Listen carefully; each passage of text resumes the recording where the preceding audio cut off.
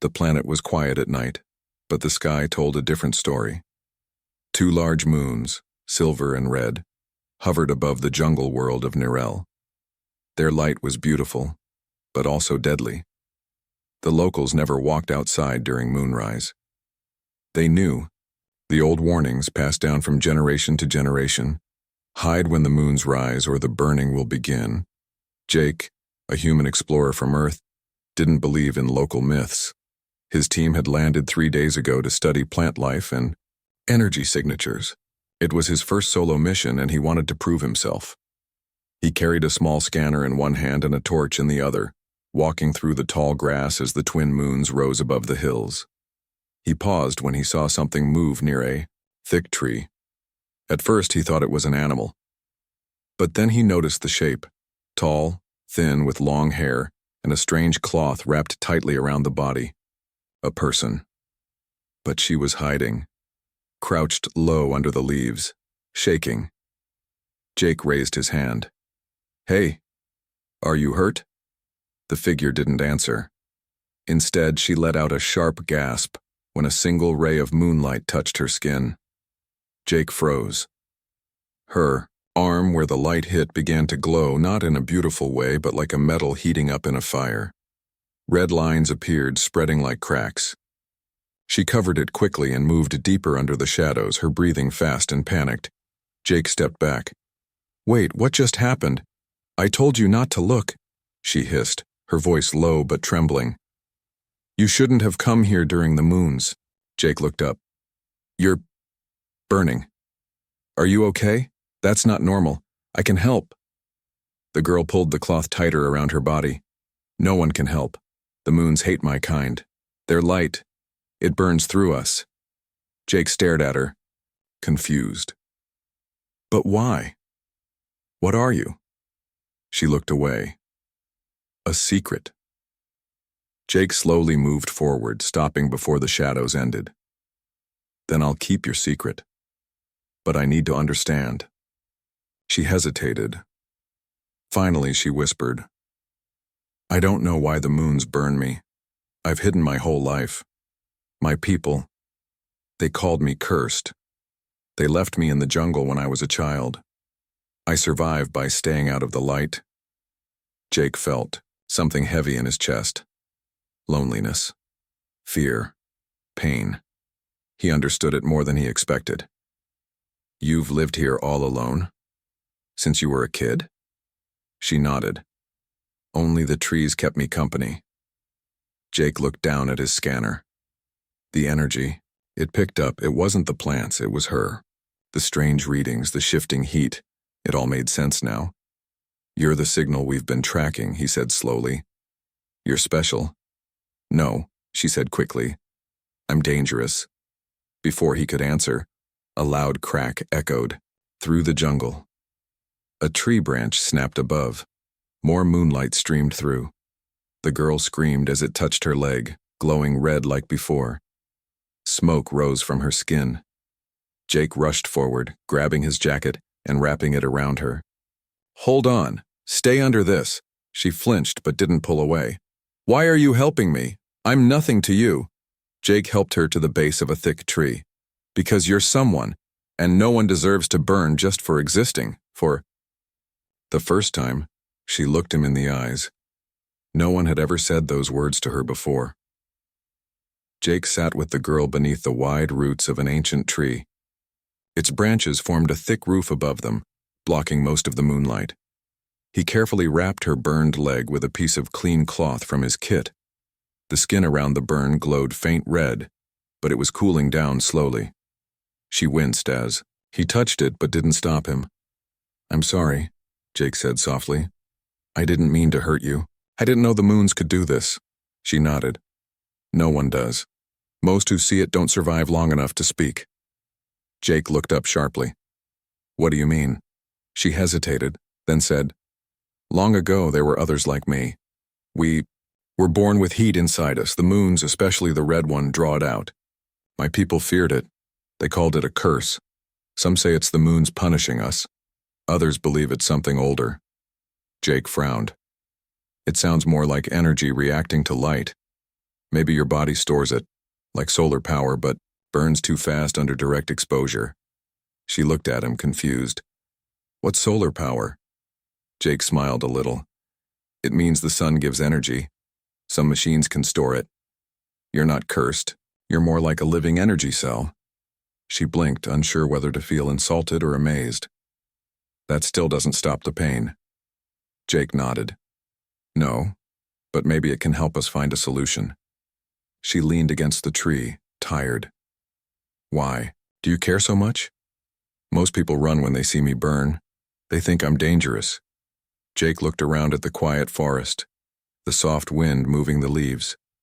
I've seen war, cities fall, people fight over less than this. You didn't attack me. You didn't cause harm. You're not dangerous. You're just different. She looked down at her hands. Different means lonely. Jake said nothing, but he placed a hand on her shoulder gently. The night passed slowly. The moons finally dipped below the horizon and the stars took their place. She stepped out into the open as the air cooled. Her skin no longer glowed. The burns were fading, but she still limped. I never asked your name, Jake said as he packed his scanner. She looked at him for a moment. My name is Lyra. Lyra, he repeated with a small smile. Nice to meet you. I'm Jake. She tilted her head. Jake is a strange name. He laughed. And you think Lyra isn't? That made her smile. Just a little. But before they could speak more, Jake's wrist communicator beeped. A red light flashed. He tapped it. A voice came through. Jake, are you all right? We lost your signal during moonrise. Respond if you're okay. It was his team. Lyra stepped back quickly. You didn't tell them, did you? No, he said. They don't know about you. She narrowed her eyes. Will they take me if they find me? Jake paused. Honestly, and they might. You're different. You give off powerful energy readings. The science team would be curious. She turned away. Then I can't let them find me. Jake stood up, facing her. What if I protect you? What if I help you figure out why your body reacts to the moons? If we learn more, maybe you won't have to hide anymore. Lyra looked over her shoulder. Or maybe I'll just end up in a cage. Jake took a step closer. Not if I'm the one standing between you and them. She studied him again, carefully. Why would you take such a risk? Jake's eyes were steady. Because you deserve a life outside the shadows. The wind picked up again. The sun began to rise beyond the hills. For the first time in years, Lyra stepped out of her hiding place before the sun was fully up. She stood beside Jake, not caring that her skin might burn. Lyra walked beside Jake as the sun began to light up the forest. Her steps were slow and her legs still hurt, but she didn't complain. It was the first time she had walked in daylight, with someone else. Jake kept looking at her, studying her movements. We need to get you somewhere safe, someplace with shade. My camp has a scanner and med kit. I can treat your burns better there. Lyra stopped.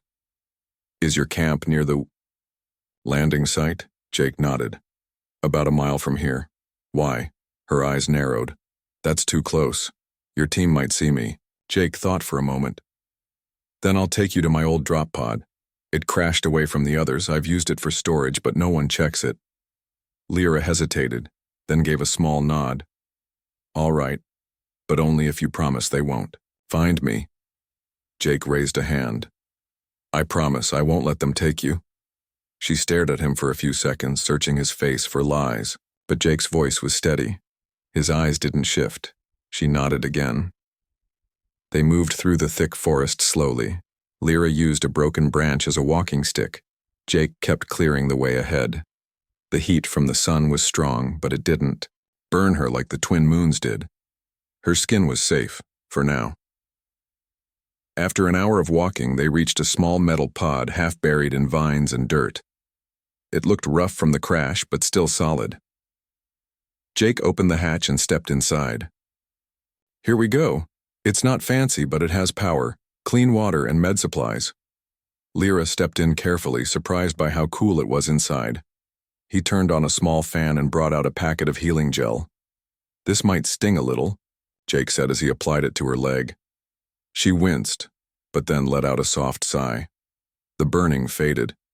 The skin began to calm down. Jake handed her a protein bar. "Eat. You probably haven't had real food in days." Lyra looked at the small brown. "Barnum, what is this?" "Chocolate flavor." Jake grinned. "Trust me, it's better than tree bark." She took a bite and her eyes widened. "This is amazing." Jake laughed. "Welcome to human food." For a moment, it felt like they were just two people, sharing a break, no danger, no fear. But then the wrist communicator blinked again. Jake turned away and lowered the volume. "I'll check in later," he said. Lyra frowned. "You're avoiding them." "I said I'd protect you," he replied. "I meant it." She looked down at her hands. "You don't even know what I am. I could be dangerous." Jake shook his head. "You've had many chances to hurt me. You didn't. That's enough for me." She looked at him again. "You said I give off energy. Like a battery?" "Yeah, but a powerful one. My scanner picked up readings from over a kilometer away. Your body stores heat or light, but the moons trigger a surge, like an overload. And that's why I burn," Lyra whispered. Jake nodded. "We might be able to control it. If I can run more tests safely, I could find a way to help." Lyra closed her eyes. "If you do this, if you help me control it, maybe I won't have to hide anymore." Jake placed a hand gently over hers. "That's the goal." Just then, something outside made a soft rustle. Jake grabbed his small plasma cutter and peeked out. A small flying drone hovered nearby, one of the scout bots used by his team. His heart sank. "They're looking for me." Lyra stood quickly. "They'll scan this pod. They'll know someone else is here." Jake moved fast, slamming the metal hatch and blocking the window.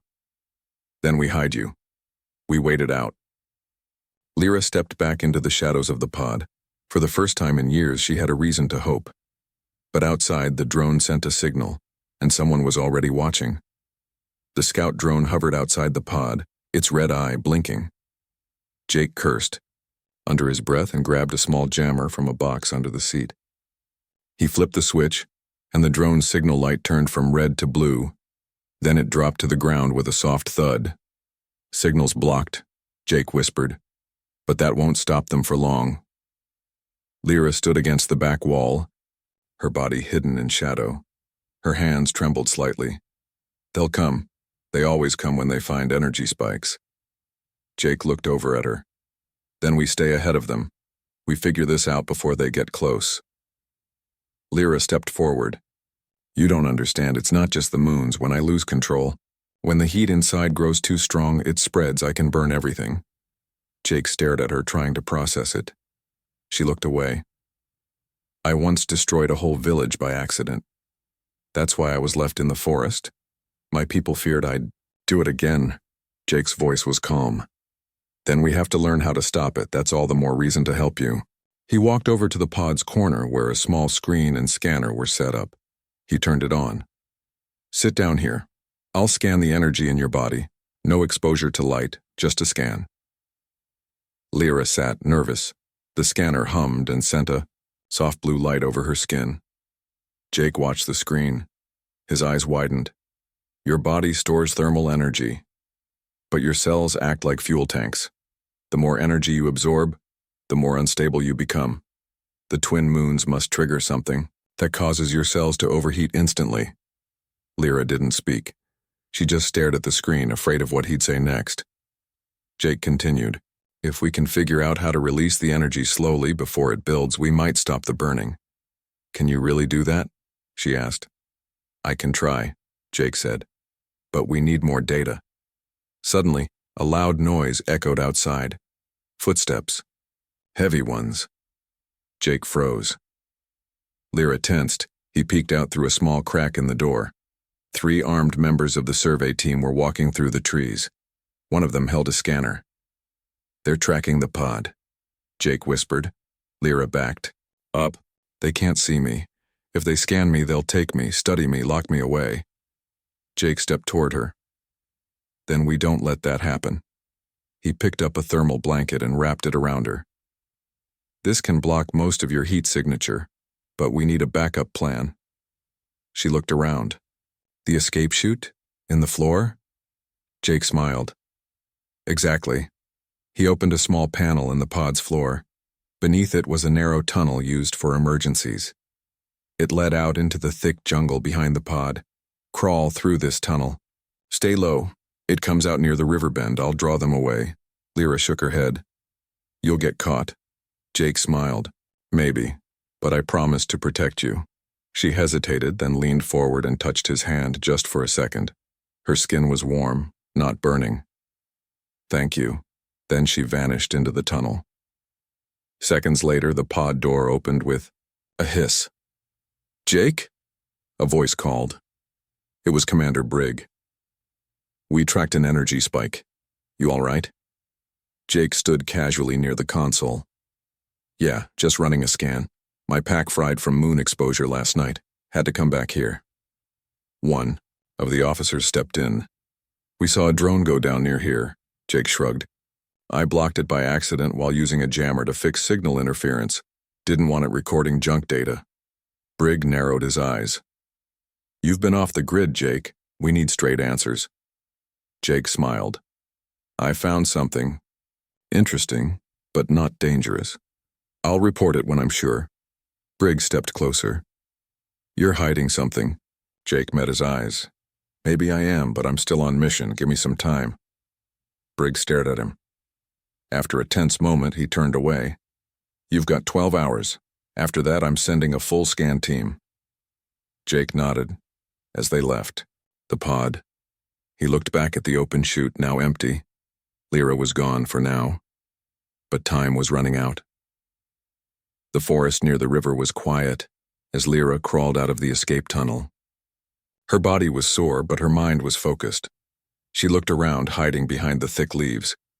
No one had followed her. She sat by the water, breathing slowly.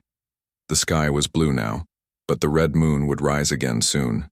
The pain in her leg had lessened, but she still felt heat rising inside her, not from fear but from the energy building again. She clenched her fists. I can't let it out. Not again. For years, she had only run or hidden. But now, after Jake's promise, she wanted to fight the burn, not fear it. She remembered his words. If we learn to release it slowly, maybe we can stop the pain. She stood and closed her eyes. The sun's warmth touched her skin, but gently. She opened her hands, palms forward, and imagined the heat inside her, flowing through her arms like a slow river. She focused on her breathing. In, out, in, out. A faint red glow shimmered along her fingertips, but it didn't burn. Lyra's eyes opened in surprise. It worked a little. She tried again, this time letting a little more energy flow out. A nearby tree branch sizzled slightly but didn't catch fire. The ground beneath her warmed, but did not melt. For the first time, she felt a small sense of control. Meanwhile, Jake was back at the pod, typing fast into his scanner. The system showed spikes in local heat signatures, near the river. He smiled. You're learning, he whispered. Then the screen flashed red. Warning. Heat.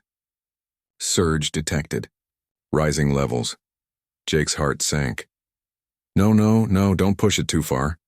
He grabbed his gear and sprinted into the trees. Back at the river, Lyra stood with her hands open wide, her body glowing faintly. The energy inside her pulsed, steady, but heavy. Suddenly, the wind shifted. A sliver of red moon appeared in the sky, peeking over the hills. No, she whispered. Not now. The glow in her skin grew stronger. She dropped to her knees, clutching her arms. The burn returned, slowly crawling from her chest to her back. Jake burst through the trees just in time. Lyra, he shouted. She looked up, sweat rolling down her face. I tried to control it. You did good, Jake said. pulling a thermal blanket from his pack and wrapping it around her. "You just need more time." "I can't stop it," she cried. "The red moon, it pulls the energy too fast." Jake placed his hand on her shoulder. "Then give it to me." She blinked, confused. "What?" "Let the heat move through, even a little. Maybe I can absorb it just enough to cool you down." Lyra shook her head. "It might kill you." Jake nodded. "It might, but you're not alone anymore." He reached out and touched her arm. For a second, nothing happened. Then, heat surged from her into him. His arm glowed red and his teeth clenched in pain, but he held on. The glow in Lyra's body dimmed slightly. She gasped, feeling the pressure drop. Jake grunted. "Keep going. Just a little." A few more seconds passed. Then the glow stopped. Lyra collapsed forward, exhausted but not burning. Her skin cooled, her eyes slowly closed, and she whispered, "Thank you." Jake fell beside her, his breathing heavy, arms scorched but alive. They had done it, just barely. Later, as the moon rose fully into the sky, its light passed over the river clearing. But there was no fire. For the first time in her life, Lyra didn't burn. The moonlight shone through the trees, soft and red. It touched the river, the leaves and the rocks, but not Lyra. She lay still, wrapped in the thermal blanket, her breathing calm. Jake sat beside her, arm bandaged and sore. His skin had been burned, but not destroyed. He had taken some of her heat and survived. Jake looked up at the sky. "Looks like we found a way to slow it down." Lyra opened her eyes. "I didn't think it was possible." Jake smiled. "You didn't lose control. That's something." Lyra sat up slowly. "The moons still affect me, but now I can feel the difference. I can fight back, just a little." Jake handed her a bottle of water. "That's all we need. A little control is enough to start." She drank, then looked at him. "You said you might absorb the energy. Why did you believe that?" Jake looked down. "Because Earth has people who can handle extremes. Some humans train for fire, radiation, cold. We adapt. I thought maybe I could act like a bridge." Lyra tilted her head. "That's why you're different. Why your kind isn't afraid of me." Jake nodded. "We've learned to face danger. Sometimes that means helping someone carry their burden." Lyra didn't speak for a moment. Then she said softly, "If I had met you years ago, maybe I wouldn't have been alone." Jake's voice was gentle. "You're not alone anymore." The fire crackled beside them. Jake had built a small camp near the river using old supplies from the pod. It wasn't much, but it gave them time. Time to plan, time to recover. Then a rustling sound came from the trees. Lyra froze. "Someone's coming." Jake stood quickly, reaching for his sidearm. He whispered, "Stay behind me." Two shapes stepped out from the shadows, unarmed, wearing scout uniforms, but their faces were serious. "Jake," the taller one said, "we tracked your signal, and hers." Jake stepped forward. "I told you to wait." The scout's eyes locked on Lyra. "We saw her energy reading. It's off the charts. She's unstable." "No," Jake said. "She's learning to control it. I've seen it myself." The second scout, a woman, stepped closer. "Our mission is safety, Jake. If she's a threat, we must report it." Lyra's hands clenched. Her skin shimmered faintly, but she held the heat inside. Jake raised his voice. "She's not a weapon. She's a person who's been treated like one for too long." The scouts hesitated. Jake added, "Let me run more tests. Give me 24 hours. If I can prove she's stable, you don't report her. Deal?" The scouts looked at each other. The woman sighed. "You've got one day. After that, we tell command." They turned and left. Lyra stepped forward. "They won't keep their promise." Jake nodded. "I know. That's why we'll finish this fast." She looked Up at the sky, the full moons will rise tomorrow night. That's when my power is strongest and then hardest to control. Jake stared at her. Then tomorrow night we face it together. No shadows, no hiding. Lyra looked at him, her voice steady. Even if it burns us both. Jake smiled. Then we burn brighter than the moons. The fire crackled again as the wind blew gently through the trees. The test would come soon, but they were no longer afraid. The full moons rose together, one silver, one red, casting strong light over the jungle. The trees glowed under the strange sky. Even the wind felt warmer. Lyra stood near the edge of a cliff, wrapped in a lightweight cloak Jake had made using thermal blockers. It wouldn't stop the energy, but it could help slow it. Her hands were bare. Her feet touched the ground. This time, she didn't hide. Jake stood beside her, adjusting the scanner he wore on his arm. His burns had healed enough to move freely, though they still ached. But he didn't care. He looked at her. You ready? Lyra didn't answer at first. She stared at the moons. Her skin had already begun to glow faint red like embers under her skin.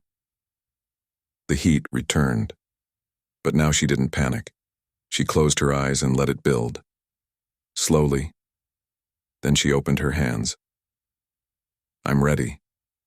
Jake activated the scanner. We'll track the energy levels. If they spike, release some through me, just like before. Stay calm. She nodded. As the red moon moved higher, the glow in her body grew brighter. Thin red lines appeared along her arms and neck. Her heartbeat grew loud in her ears. The heat wanted to burst out. She focused, one breath at a time. I can feel it rising, she said through clenched teeth. Jake stepped closer. Let it out slowly. Don't hold everything.